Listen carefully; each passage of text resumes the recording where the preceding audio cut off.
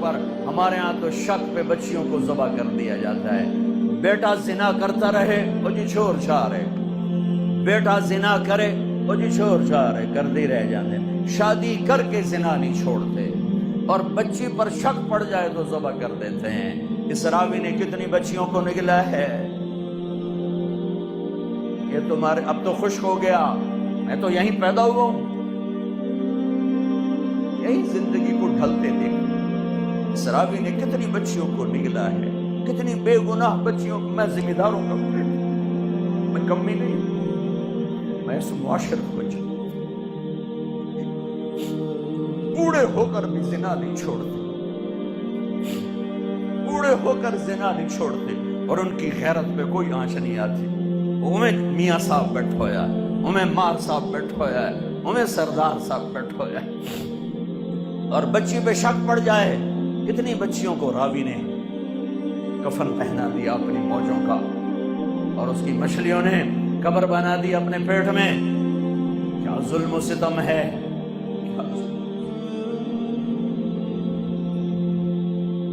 شک بھی پڑے تو گلے دبا دیے, صبر کرتی. میں یہی کی سنا رہا ہوں, میں کوئی باروں آیا. مرد زنا کرتے رہیں, اس بازار حسن کو کس نے گرمایا؟ ان ذمہ داروں نے. میں تو جب سے اس بازار حسن کے گشت شروع کی ہے میرا کلیجہ پھٹ گیا ہے. مجھے تو یہ عورتیں مظلوم نظر آتی ہیں. کون سی عورت ہے جسم بیچنے کے لیے خوشی سے تیار ہو؟ کون سی لڑکی ہے جوانی کا کو بیچنے کے لیے؟ کون بچی ہے جو گھنگرو باندھے گی خوشی کے ساتھ؟ انہیں سرداروں نے گھنگرو بندھوائے, ان نوابوں نے نچایا, ان کے جسموں سے وہ کھیلے.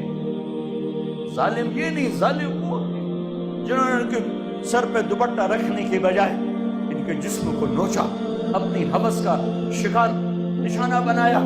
وہ طوائف بن گئی. اے اوے میاں صاحب رہا, میں یہیں پیدا ہوا ہوں, ذمہ داروں کے گھر میں پیدا ہوا ہوں. میں یہ سب کچھ دیکھا ہوا ہے. مجھے تو یہ بچیاں مظلوم نظر آتی ہیں کہ جو مردوں کی ہوس کی بھینٹ چڑھتی ہیں. رات ایک بچی میرے پاس آئی ہوئی تھی, میاں صاحب میری کدائیں شادی کرا, جتھے گل کرے نہیں ہو آج میرا نال اونج رہا ہے, میں شادی نہیں کر. میری کدائیں شادی کرا. عورت کی فطرت ہی نہیں ہے کہ وہ گھنگرو باندھ کے محفل کی زینت. عورت کی فطرت میں تو حیا, پتہ نہیں کن دکھوں سے گزر کر کوئی بچی گھنگرو باندھ, بچی اپنے جسم کو بیچتی. وہ ہیں سولی پہ لٹکائے جانے کے قابل جو ان کے جسموں کو کی قیمت لگاتے ہیں, ان کو عزت کی چادر نہیں پہناتے, اپنی ہوس کی بھیڑ چڑھاتے ہیں.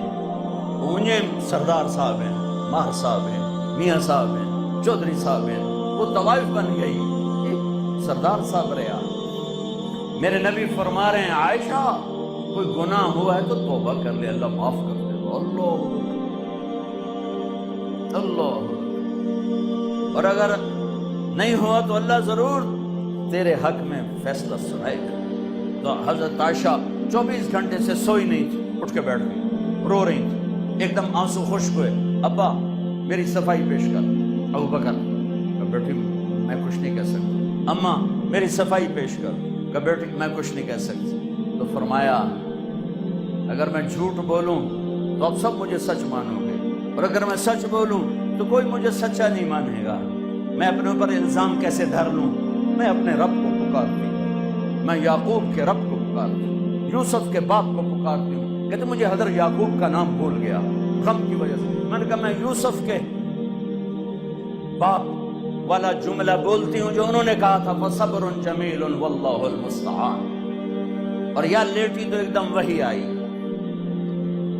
اب 1 مہینے کے بعد وحی آئی, اور حضرت عائشہ فرماتی میں تو مطمئن تھی کہ جو بھی آئے گا میرے حق میں آئے گا, لیکن مجھے یہ نہیں پتا تھا کہ میرے حق میں قرآن ہی آ جائے گا.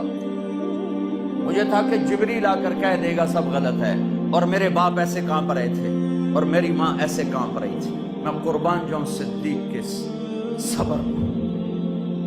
فرشتوں سے معصوم بیٹی پہ الزام لگا، ایک دفعہ جا کے دربار رسالت میں نہیں کہا یا رسول اللہ یہ کیا ہو رہا ہے، پورے مہینے میں ایک جملہ بولا، ایک سبحان اللہ، یہ کام تو کبھی کفر میں نہ کیا، آج ایمان کے بعد ہماری عزتوں پہ داغ لگایا جا رہا ہے۔